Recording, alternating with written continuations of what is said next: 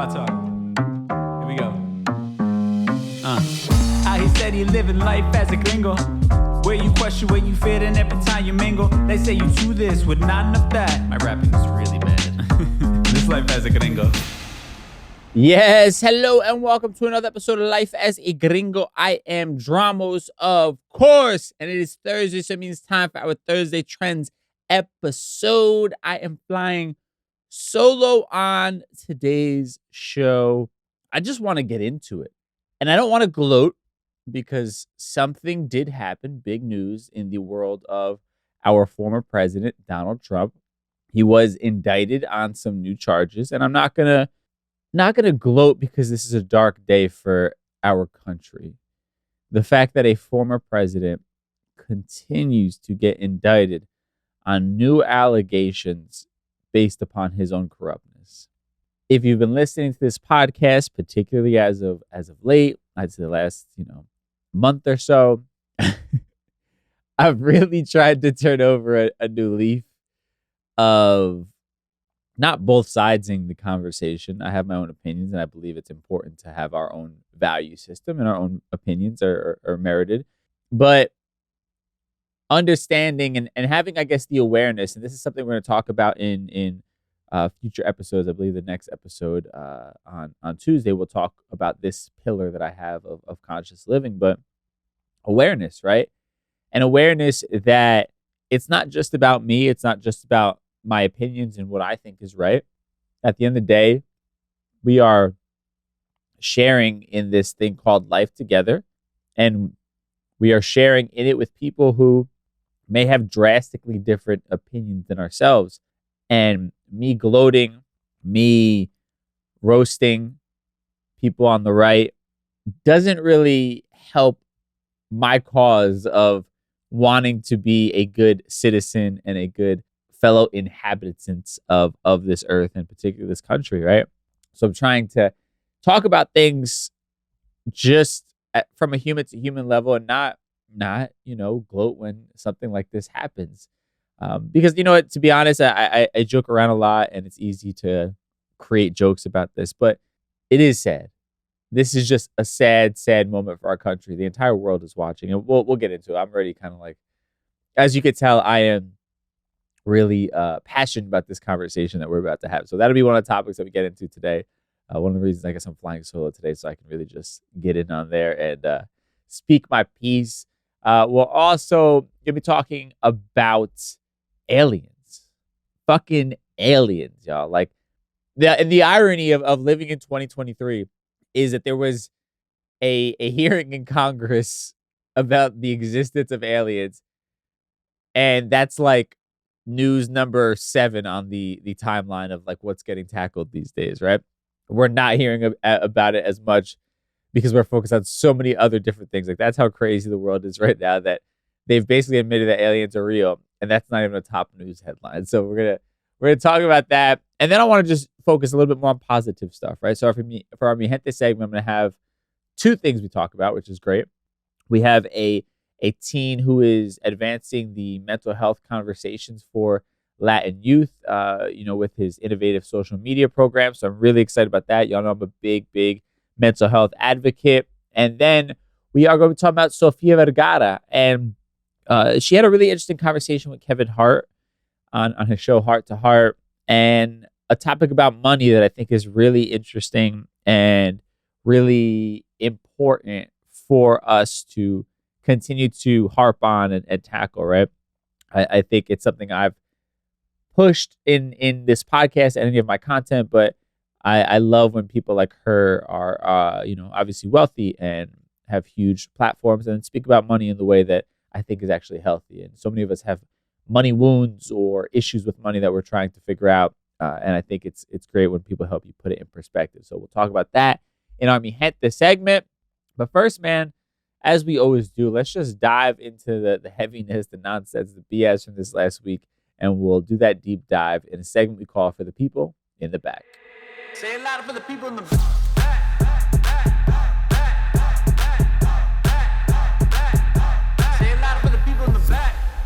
All right, y'all. So Again, I don't bring this news to tear down anyone, rub it in anybody's face, but it's important to talk about. Our former president, Donald Trump, has been indicted on felony charges for working to overturn the results of the 2020 election in the run-up to the violent riot by his supporters at the U.S. Capitol. Now, the Justice Department acting to hold him accountable for an unprecedented effort to block the peaceful transfer of presidential power and threaten American democracy. Now, these are words from The Atlantic.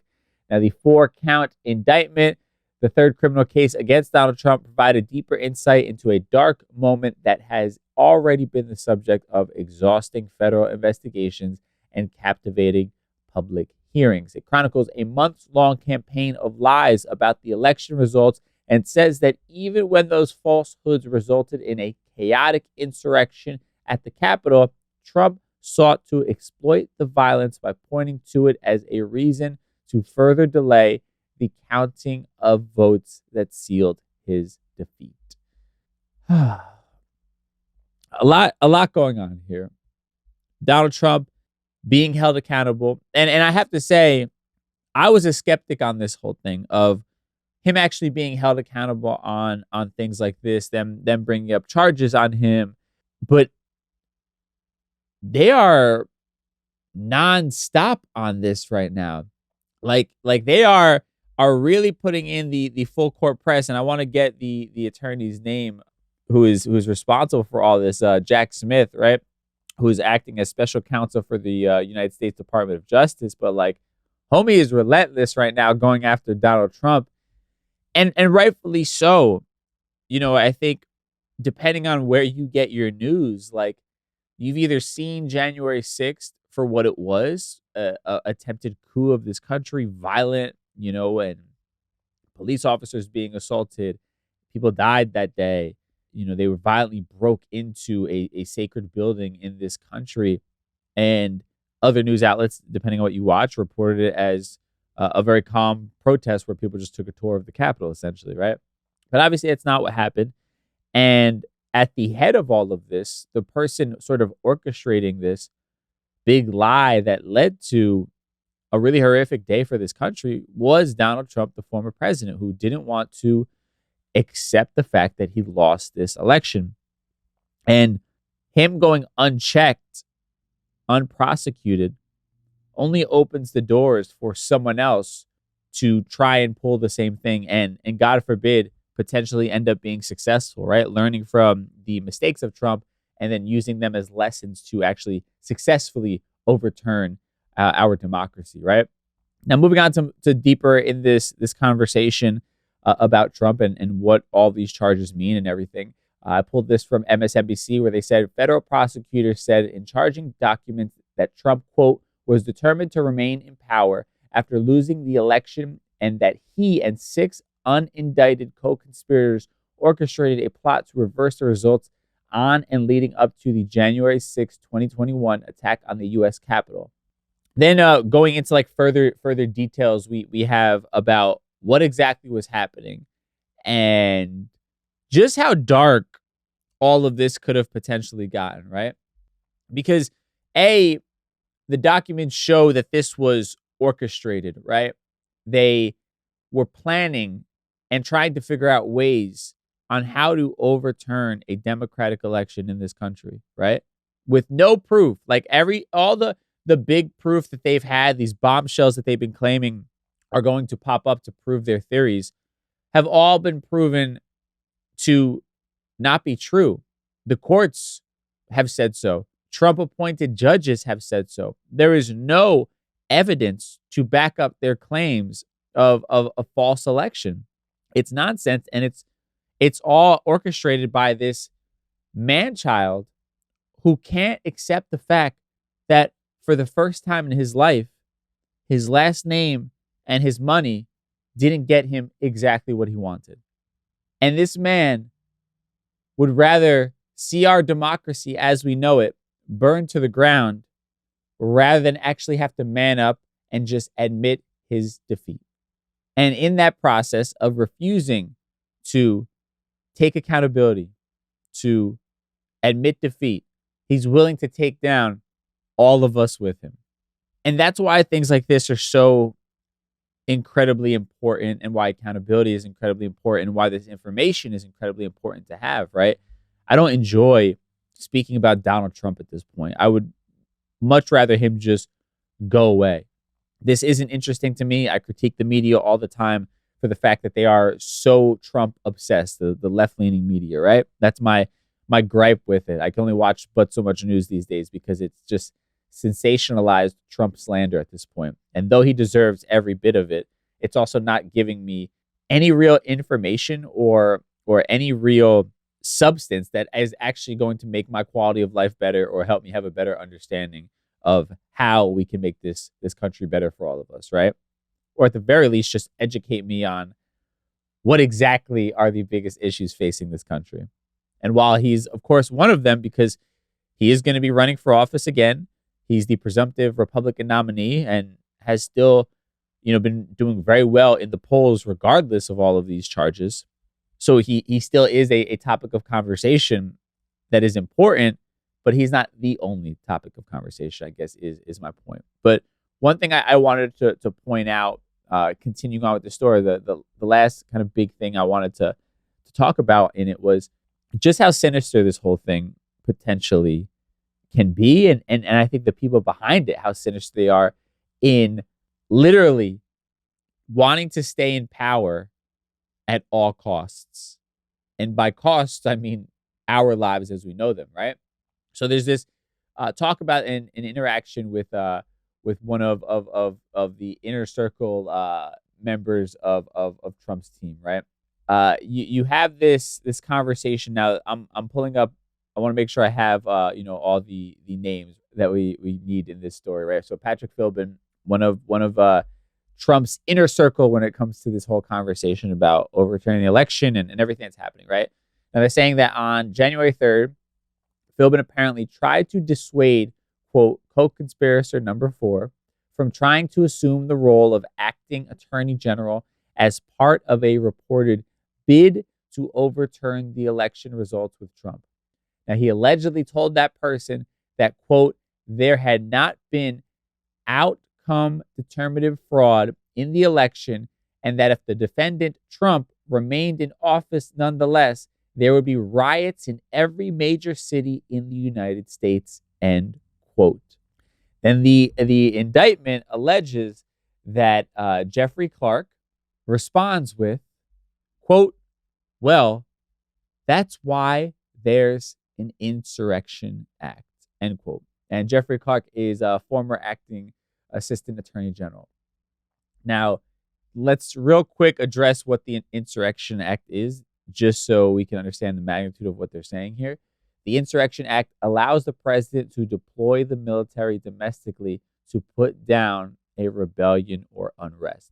So what this guy is saying here, Jeffrey Clark, is saying that even though the claims of fraud are unfounded and there have been no proven results or no proof whatsoever about fraud that actually affected the election, they're still willing to eventually, if they got what they wanted by not honoring the results of the election, they're willing to use the military to use force against the American people who would be protesting the fact that this man, Donald Trump, has just decided to say fuck democracy and stay in office, right?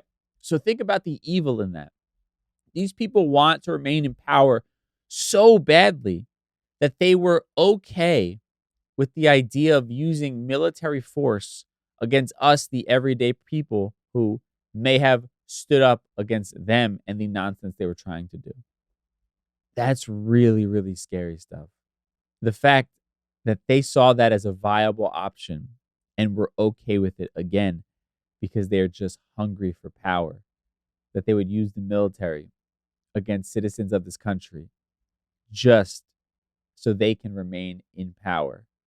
Like, that is so incredibly scary. These are the people that are in the president's ear that are tossing around ideas at this time. And at the head of it is Donald Trump himself, because he's refusing to acknowledge his own loss.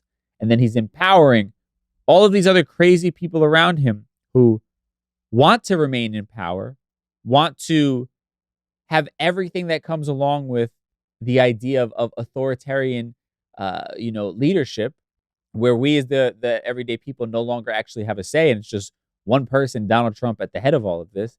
They want to push that narrative so they can suck at the power teat at the end of the day, right? And to do so, they're literally willing to order our military to enact violence against us, the everyday people, if we decide that we don't want them to just destroy our democracy as we know it. That's what's scary to me. It should be scary to all of us. And the fucked up thing is it's not even surprising, right? Like, you read these things and you're like, man, this is horrible. And then you stop for a second, you're like, but I am not shocked or surprised by this. But it's scary that it's gotten to this point. And the last thing I'll say on this, when it comes to speaking to other people who maybe are Donald Trump supporters, where I'm finding it tough, because I do have empathy, right? The fact that somebody could read all of these things and hear all these things and it's court documents and all of this stuff and still find some sort of way to co-sign Donald Trump or to just flat out deny it whatsoever. Like, that speaks to some sort of like psychological deficiency in that's sort of been created due to something, right? There's something lacking in their life that they've attached themselves to this man, Donald Trump, so closely, and he's become such a part of their identity that they literally can turn a blind eye to anything that he does or says. And I have empathy for anybody's life who is that miserable that this has become the greatest thing that they have and they can't let go of it. I have empathy. There's something there, right? There's some issue in this country, in your life, in your mental health, whatever it might be, that you have this obsession that doesn't allow you to see just how horrific this entire situation is. But I guess what I can't figure out is, how do we come to the table and have a conversation with those people? How do we have a rational conversation of the magnitude of the things that we're talking about? Because they seem to find a way to excuse it or just ignore it completely. And I think it's just like an abusive relationship, right? In the same way, in an abusive relationship, the person who's being abused has to come to terms with the fact that the abuser is not doing it out of love and that they deserve better. The hardcore Donald Trump fans who their identity is MAGA, they have to come to terms with that for themselves, right? You or I are not going to convince them of that. They have to have that come to Jesus moment one day and wake up and say, wow, I've been lied to. I've been played for a fool. This person doesn't care about anybody except himself. He was literally willing to throw away democracy as we know it just because he refused to accept the fact that he lost. His ego couldn't take that, and he's willing to take down the entire country as we know it just to protect his ego. And until those hardcore supporters come to terms with that fact, we're going to continue having these polarizing conversations and media spaces and debates on TikTok and all these different things. It's like those who are still sipping on the Kool-Aid, they're victims of an abusive relationship with this man who continues to feed them lies. And they have to come to terms with that on their own. There's only but so much we can tell them, have a conversation with, be a support system for.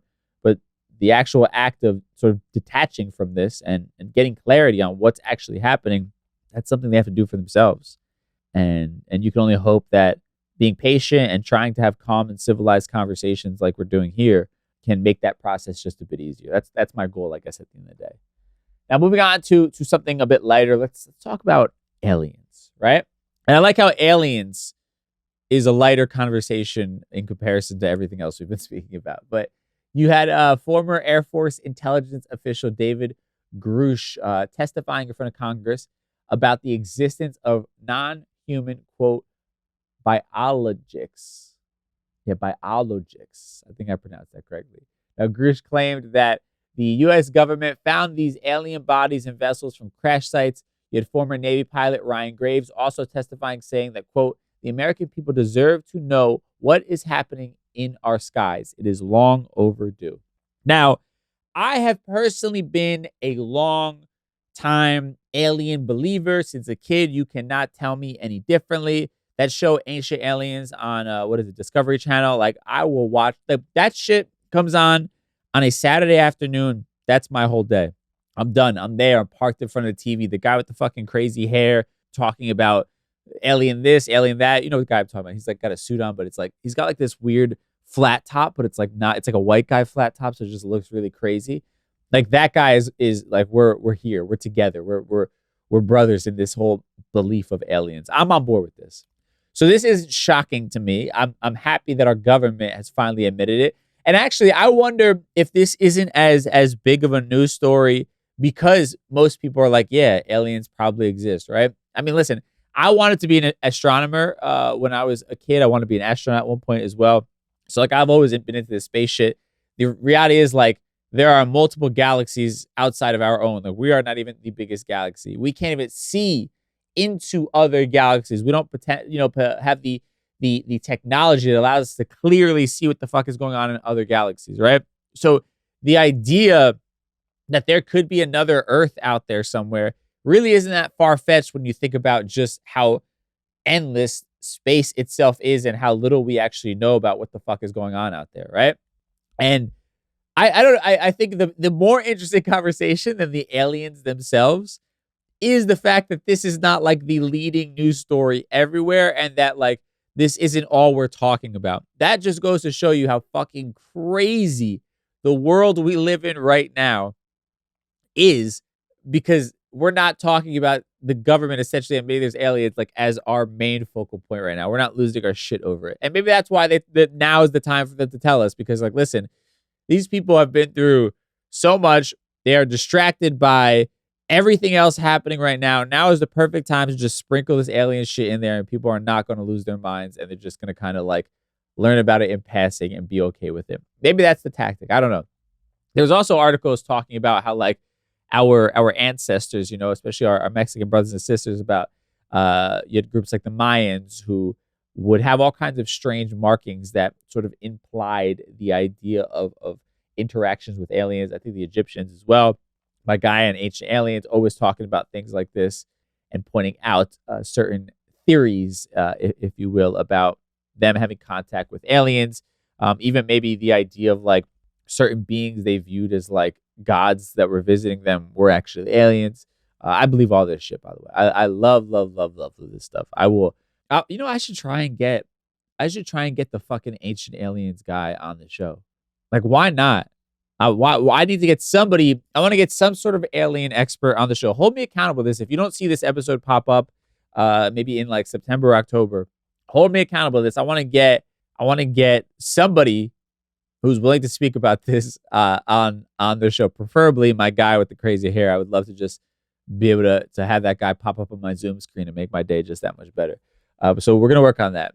I feel like there's a couple guests I've been like wanting to get, or type of guests I've been getting like while on the train of the moment of recording this podcast. So if you don't see it, DM me and remind me like, wait, you said you wanted to get somebody to talk about aliens if you don't see it in the next couple months. Because this is fascinating. I just think it's an interesting conversation that we need to have. Aliens, man. They're real. I should have done a poll on this actually on social media. I'm going to do this at DJ Dramos. We'll do a poll about who actually believes in aliens or doesn't. And I'm just curious if it's that people don't fuck with this, they don't think it's real at all, or they've believed it and this isn't big news anymore. Now, with that said, I want to get into some positivity, some of the positive stories from our community. So, of course, we'll do that in our Mi Gente segment. Mi Gente.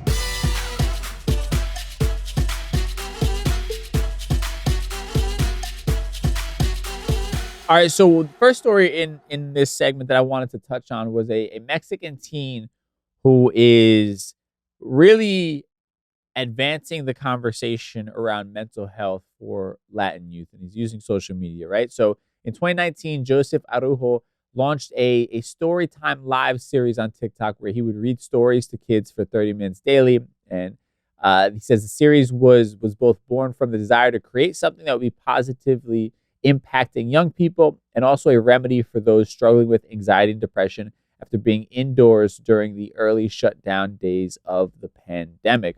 And this whole concept and idea, it took off, and they say at its peak, Arujo had 80,000 people joining his live stream every night. God damn, 80,000 people.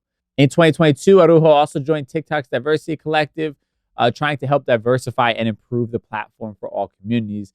They're aiming at adopting features that are friendly to diverse communities, right? So that's what this whole Diversity Collective is that he's a part of. Him and the team actually pioneered the feature allowing TikTok users to add their pronouns to their bio.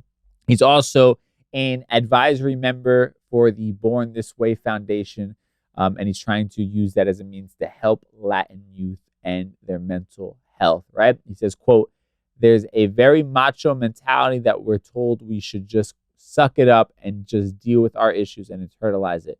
I disagree with that. I think it's important to vocalize how you feel, even just with someone you're close with." And I love this, right? Because, listen, I consider myself young, but I'm not a part of the youth, right? I'm in my 30s. I've lived those days. I feel like I am able to speak to a certain generation, but to teenagers, I'm ancient, right?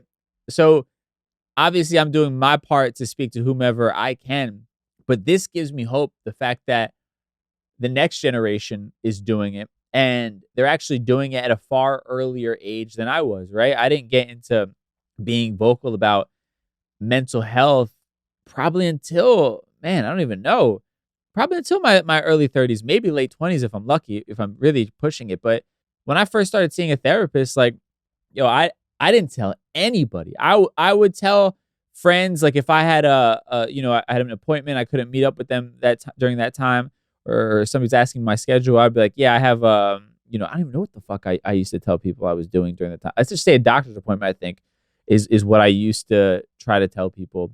And I didn't share it even with my sister or anybody. I told my mom and them to like not tell anybody, right? And my parents only knew because I needed their insurance to actually pay for it. So I was very tight-lipped about it early on because of the stigma attached to seeing a therapist. And I didn't want people to think I was crazy or that I was depressed, or even though I was, or that, this meant like I need to be put on a suicide watch or something like that, right? And no shame if you are at that point and you're working through that. But I mean, the idea that going to a therapist means that like you're dealing with the most extremes of mental health, right? And not just the fact that we probably all should be talking to somebody, even if we're not having some sort of episode, right? So I love that somebody is young like this and talking about it at a very early age, because that's just going to keep setting the precedent. It's going to keep getting younger and younger until it's just normal everyday conversation. The idea of us, doing whatever we need to do to get our mental health in check, right? So I love seeing things like this. I think programs that are now also diversifying, be it TikTok, or you have something like the Born This Way Foundation, which is actually Lady Gaga's foundation, having a kid like this who is specifically focusing on talking to Latinos and the Latin community as a whole, I think is a beautiful thing. And I mean, that gives me hope, right? I feel like that means the work that I'm doing, that we're all doing, in pushing these conversations, this narrative, and destigmatizing it, like it is having an effect when you're seeing young people now, taking the reins and going out there and making it a topic of conversation and trying to provide resources for their peers, right? Like all of the work that's been happening, be it, at family dinners, be it on platforms like this one, like all of us collectively are doing our part to normalize this and get it to a point that more and more people and younger people are now comfortable speaking out about it and creating resources for others to be able to explore this and get the help that they need. So big shout out to this young man right here, Joseph Arujo, who is just doing the fucking work, man. I absolutely love to see it. And last thing I want to talk about for our Mi Gente segment on some positivity, this conversation with Sofia Vergara and Kevin Hart on his show Heart to Heart. And She talks about the idea of money and making money, right? And she says, quote, "I always wanted to create something for me, my son, for my family. I went from Colombia, from a lot of problems to living in the United States, and I wanted to take care of all of them. So I wanted to make money." She goes on to say, "I don't believe that money is 100% what is going to give you happiness, but I think it takes away a lot of the pressure and stress where you can focus on other things. When you're worried about how you're going to pay the rent, I don't think you can be worry-free. I always wanted that for myself."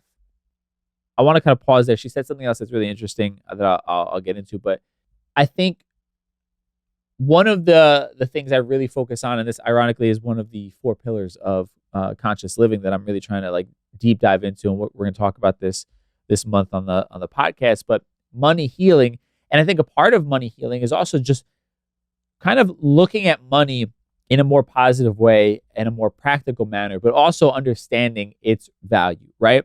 Money is, at the end of the day, a tool for your happiness. Money is not your happiness. Money is not the destination where your happiness lives, where so many of us have been taught that, where it's like, oh, once I get this amount of money, I'll be happy. Once I get this house, this car, blah, blah, blah, right? And I love her making that distinction and recognizing, yes, having security financially is a part of the equation at the end of the day, but it is not the entire solution, right? It's kind of like the idea. I was reading this passage from Joseph Campbell on one of his books, and he was talking about something different, but I think it applies to this, right? I'm going to kind of rephrase what he was saying for this conversation, but I think money is what the menu is for dinner at a restaurant, right? Like the dinner itself is the prize, right? But the menu is an essential tool for you to figure out what exactly you're going to eat, what this restaurant has, right? So in that same way, money is like what the menu is for your meal. Money is that tool that allows you to figure out what you're doing, have a peace of mind of knowing what's out there for you, and organizing your thoughts, right? And being able to be calm and not stressed about it, right? Because if you went to a restaurant and they had no menu and you're just trying to figure out like, what the fuck can I order here, right? And you're like, I don't even know what kind of restaurant this is. Like, there's no distinguishing factors. So now I'm like, if I ask for this thing, do they have it? Nope, they don't have it. Now what else am I going to ask for, right? So that the stress and that the menu relieves you of that stress. You look at something, okay, this is what they have. I order it. We're good to go. Whereas that's what money is supposed to be for you. It's a tool to provide that peace that is needed to find happiness. But again, it's a reminder that that's not the end all be all. Money is not the happiness, right? Money can help you create the atmosphere that provides you with the happiness, right? Your family not having to worry about its next meal, not having to worry about rent, or when something happens, you get a flat tire, your car breaks down, not having to worry about any of those things. Yes, that lack of stress adds to the happiness, but that money itself is not the end all be all in terms of happiness. And I hope that was clear. I was trying to tie together a few different thoughts and ideas, right? And the last thing she said here that I found to be really interesting, that I wanted to harp on and reiterate. We've talked about this before, but she says, quote, "Never be scared to negotiate. Somebody is going to make that money and somebody is going to take that money, and it needs to be you." I love that, because I've only recently learned the idea of negotiation and never taking the first offer.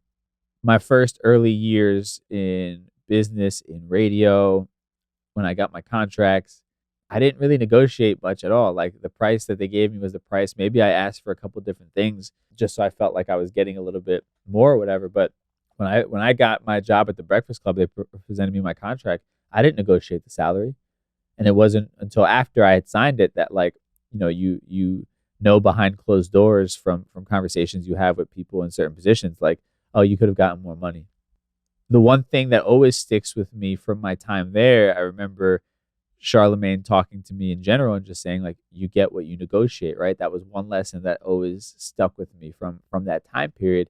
And that's what she's talking about, because at the end of the day, even if that job is giving you, or that opportunity, whatever it is, if they're giving you the best offer, it doesn't hurt to ask for more, because when they come back and say, sorry, we are really stretched on this, this is really the best we could do, at least you know you didn't leave anything on the table. You didn't leave potential money on the table, right?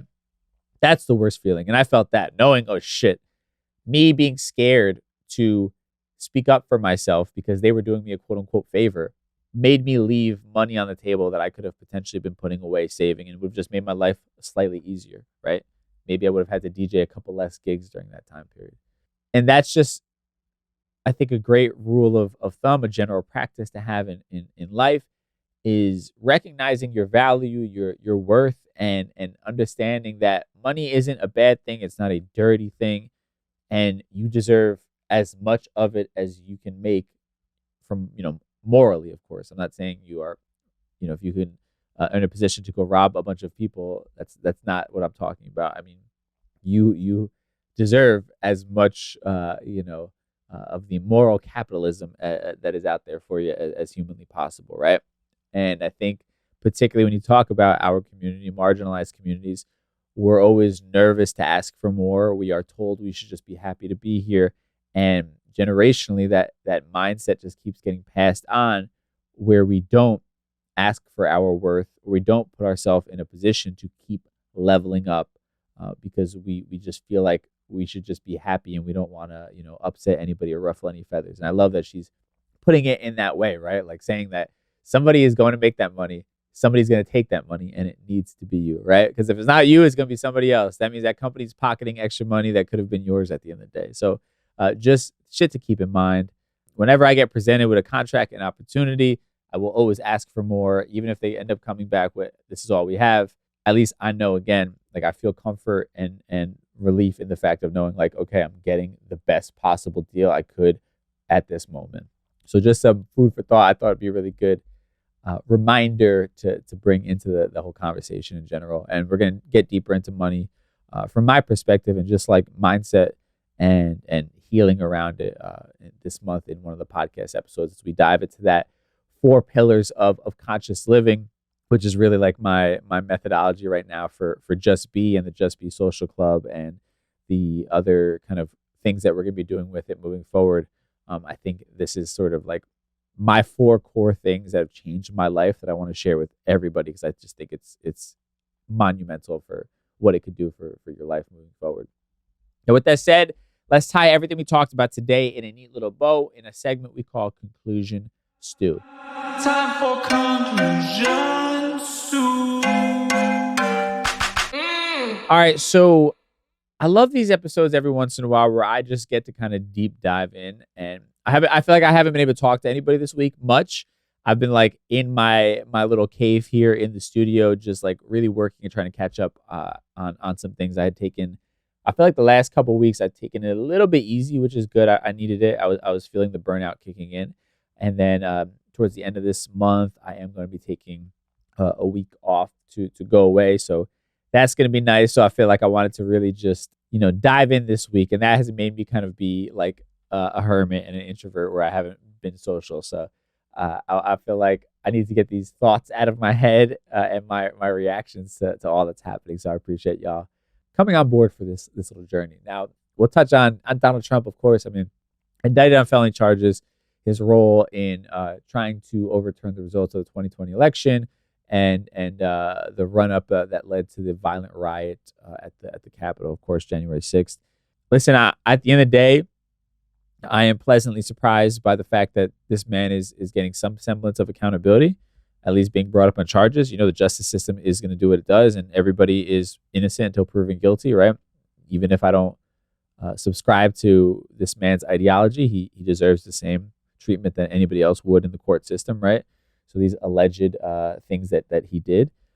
But I am saddened by this, saddened by the fact that there are still millions of people who are pledging their undying support to this man who very obviously, by the evidence we've seen in so many different cases, but now in court documents, a man that very obviously doesn't give a shit about this country, just cares about himself, and is literally willing to destroy the democracy that is the glue to this country. He's willing to destroy that, and that's detrimental for all of us if he is successful in that, right?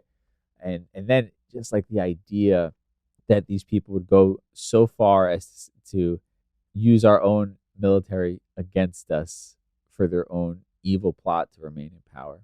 And like I said before, it's not like surprising, it's not shocking, but when you read it, when you hear it, when you see it, it hits a little bit different, right? It's just that confirmation of just how bad all of this is and how bad of a people these politicians and those around them are, these lawyers. It's crazy. It really is. There's no other word to put it. It makes me sad for our country. Makes me sad for humanity. I just hope that, like, again, maybe these conversations that we're having, I'm trying to do it from a calm, empathetic place. Maybe some of it begins to seep through, and those who have been blinded by this for whatever reason can have their come to Jesus moment and recognize that they've been led astray, and this person that they've been attaching themselves to and allowing to sort of make up their identity is not the human being that they thought they were. And it's time to cut your losses and move on for the sake of all of us, right? That's my hope. Now, aliens, not surprised again. I love all this shit. I've been studying this, and I've been binge watch Ancient Aliens like it's nobody's business. That was actually like my hangover when I was in my 20s, because I think it came on. They would do like marathons on like Sundays or something like that. Sunday, I would be like dying on my couch, and my cure was just to stay there on the couch, ordering takeout, watching Ancient Aliens like over and over, like binge watching every episode. You know what I'm saying? Like all that type of shit.